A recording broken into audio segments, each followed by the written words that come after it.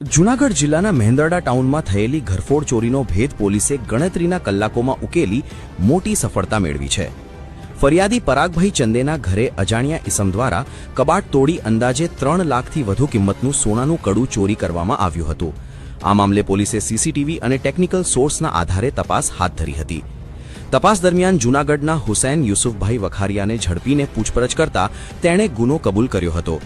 આરોપીએ ઇલેક્ટ્રિક કામના બહાને ઘરે જઈ તક જોઈ ચોરી કરી હોવાનું બહાર આવ્યું છે। પોલીસે આરોપી પાસેથી સોનાનું કડું કબજે કરી વધુ કાર્યવાહી હાથ ધરી છે।